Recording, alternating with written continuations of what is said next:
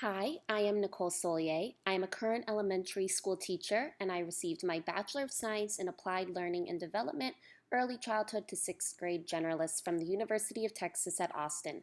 I am currently pursuing my Master of Science in Professional School Counseling from Angelo State University.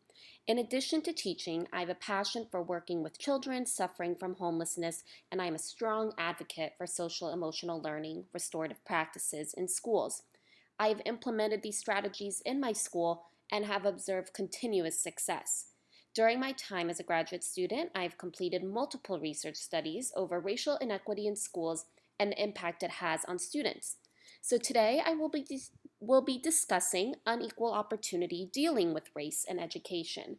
I will share causes and solutions for how to drive systemic change, navigate racial inequality, and implement effective culturally responsive practices. So, before we dive deep, I want us to understand that there is a current state of achievement gap in racial equity in schools. By looking at intention, action, white privilege, and implicit bias, educators can begin to create a culturally responsive environment and infuse challenging discussions about race. Through reflection, advocacy, leadership, and collaboration, we can develop action plans to promote self reflection, staff reflection, and student reflection with an understanding how race affects us all.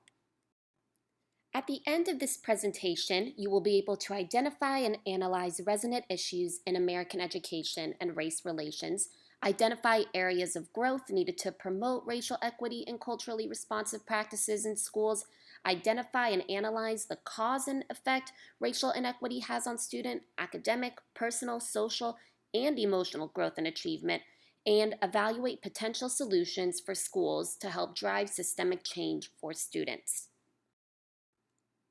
So, as we go through this presentation, I want you to look at it through a racial equity lens. This will enhance our learning by looking through a racial equity lens and maybe uncover new things we haven't observed before. Many people still believe racism is no longer a problem in American schools. However, there is still an extreme inequality in educational attainment as racism and discrimination continue to affect Black students. Let's look at these two terms, racism and racial bias. Racism is the act of discrimination against a different race based on the belief or assumption that one's race is superior. Racial bias is the attitudes or stereotypes that affect our actions towards a group of people unconsciously are unfortunately apparent in schools. I know many of us think we do not have any racial biases, but remember, we are using a racial equity lens. This is a time for growth and a time for us to deeply reflect. There are racial disparities for Black students. Black students continue to face academic, social, emotional, and discipline disadvantages. For example, Black students face more severe disciplinary policy, less access to advanced courses and assignment to gifted and talented and special education, increased retention, and suspension rates as well. So now let's examine the causes of racial inequity. First, white privilege and color blindness. This term has been heard a lot recently and for a valid reason. It can be hard for white individuals to see their privilege as they are the one receiving it. Individuals who are not white must live in an environment where they have to work much harder to receive the same results merely because of their skin color. This is a big underlying issue.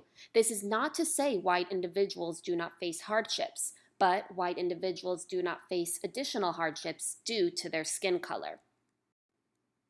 Next, schools have insufficient anti-racist professional development training. Our trainings may address diversity, but they tend to be pretty broad. There is an observable connection between notions of race and intelligence in America's classroom, the academic achievement underperforming students of color, and the benefit of anti-racist professional development. This lack of training is a major cause. Implicit bias, the big one. It is the judgment or bias based on subtle cognitive processes. This unconscious action deeply causes racial inequity in schools. For example, we often have negative stereotypes about others without consciously realizing that we do so. Achievement gap is a result of the divide between intention and actions. To eliminate implicit bias, we must reflect on the racial inequities perpetuated by racism. Implicit reactions of our brain rely on patterns and associations.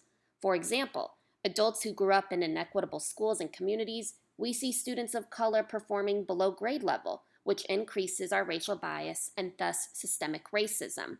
We must confront the inequity to overcome it. We must dive deeper than standardized tests and look exactly where inequity is occurring: specific grades, classrooms. As educators, I think we know that unexamined racial attitudes and biases can negatively impact student development. Now we must tackle it.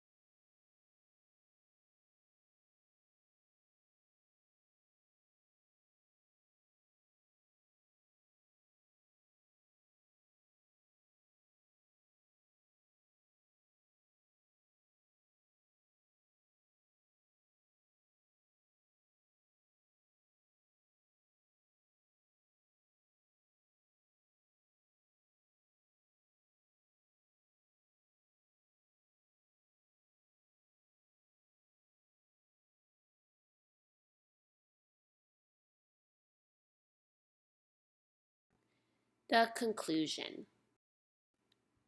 To help eliminate racial disparities Black students face, schools can provide an integrative approach to social emotional learning strategies, commit to knowing students, build on students' experiences, create a culturally responsive classroom, hold the same standards for all students, and analyze personal cultural identities and its consequences.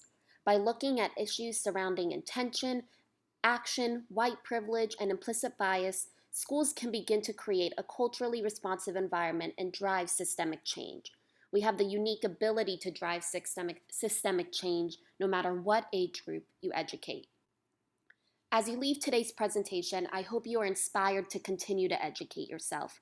I highly suggest purchasing these books to further your education regarding racial equity.